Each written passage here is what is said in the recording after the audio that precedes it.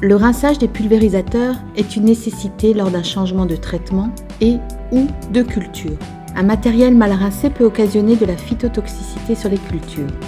Une perte de rendement peut être une conséquence, voire le retournement de la parcelle.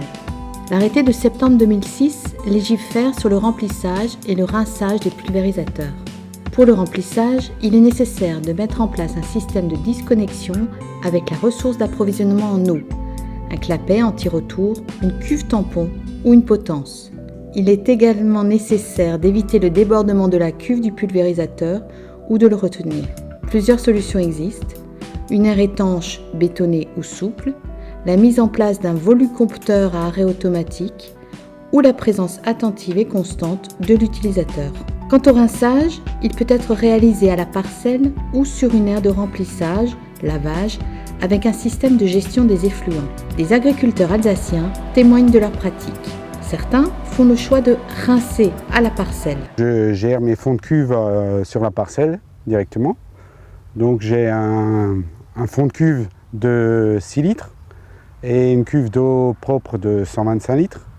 Donc je rince en deux phases. La première phase, j'utilise 55 litres, 55 à 60 litres.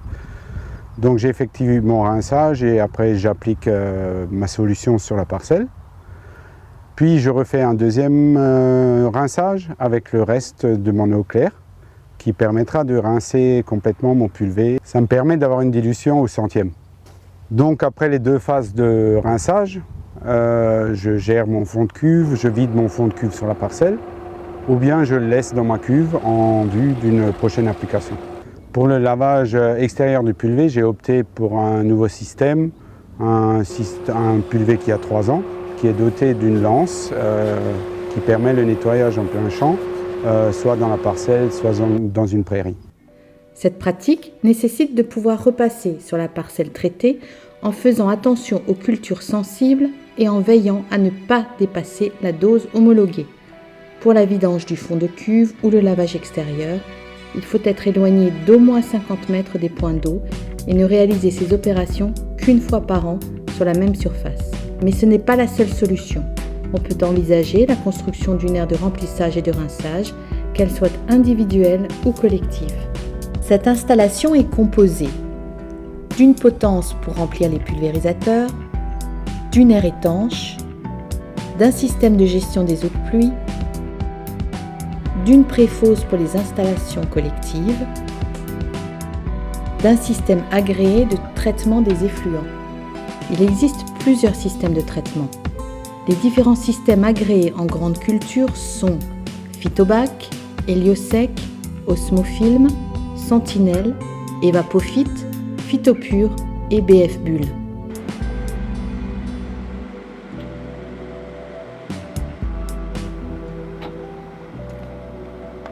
Comment avez-vous conçu votre installation individuelle ? Pour ce projet-là, on a tapé à la porte de la Chambre d'agriculture. Après, pour la réalisation du projet, on a fait tout en autoconstruction. L'aire de lavage est équipée d'un volucompteur pour remplir le pulvérisateur, situé avant la potence. Et la potence, on a jugé utile de mettre de l'éclairage, comme on remplit souvent de nuit le pulvérisateur. La dalle, c'est une dalle simple bétonnée, dimensionnée à la taille du pulvérisateur, qui avec une pente de 1 cm par mètre, permet l'évacuation des eaux dans un caniveau. Et ensuite, on a un système qui permet de récupérer les eaux de lavage en fonction de ce qu'on fait. Soit ça part dans le phytobac, soit ça part dans le séparateur d'hydrocarbures, soit pour les eaux pluviales, ça s'évacue sur l'espace naturel. Le phytobac, on a mis un enduit d'étanchéité dessus, ce qui permet à l'ensemble d'être étanche pour que les effluents ne partent pas dans le sol. Ensuite, on a mis un mélange de terre et de paille de 60 cm d'épaisseur à peu près pour retraiter les effluents. Et on a séparé les eaux par 2 tuyaux de drainage pour qu'elles irriguent l'ensemble du phytobac. Le toit est amovible pour qu'on puisse facilement vider le phytobac. Et ensuite, ce toit amovible laisse passer le soleil aussi pour qu'il y ait une activité dans le phytobac. Pour que cela soit fonctionnel, il est nécessaire d'avoir de la place sur l'exploitation. Dans le cas contraire, certains agriculteurs se sont lancés dans des projets collectifs. Vous étiez la première commune à envisager un projet collectif. Qu'est-ce qui a motivé votre choix ? On a une dizaine d'agriculteurs sur le village et donc on a décidé de s'unir pour faire un système collectif. On a préféré faire en commun parce qu'on a quand même des exploitations de petite taille et moyenne taille et au niveau financier c'était plus jouable et au niveau technique d'avoir quelque chose de qualité en se réunissant que faisant chacun dans son coin. Ce qui a été important dans la conception, c'est la simplicité et toutes les sécurités qu'on a. Le matériel, c'est du matériel industriel, donc professionnel. La potence est un prototype, donc elle s'adapte en hauteur à tous les types de pulvées, qu'ils soient grands, petits.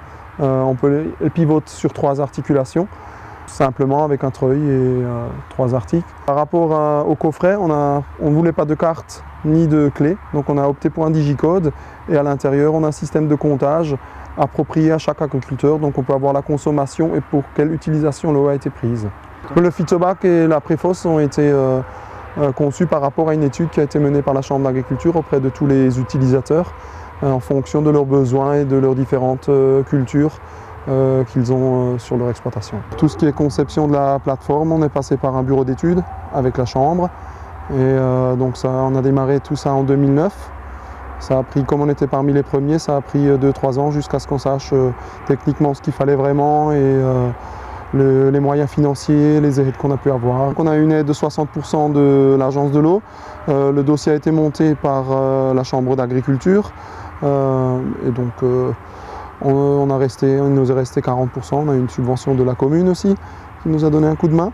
Donc ce qui a fait que c'était une affaire très intéressante au niveau financier pour chacun d'entre nous.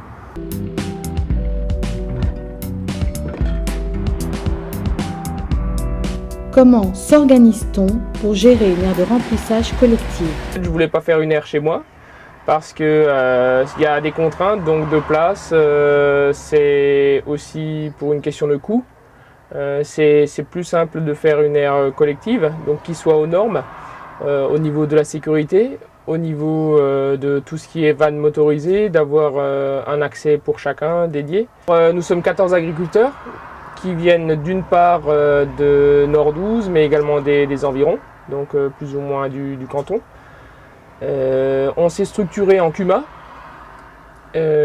C'est à notre avis la meilleure forme juridique. L'entretien, en fait, on a créé un bureau donc, de personnes qui sont un petit peu plus impliquées que les autres et qui passent régulièrement pour vérifier le bon fonctionnement et pour les petits entretiens du quotidien, quoi. Pour une utilisation sécurisée, les aires de lavage collectives doivent disposer d'un certain nombre d'éléments comme la préfosse, dimensionnée en fonction des effluents produits, une gestion automatisée des eaux de pluie et des eaux de rinçage, une traçabilité de l'utilisation de l'air.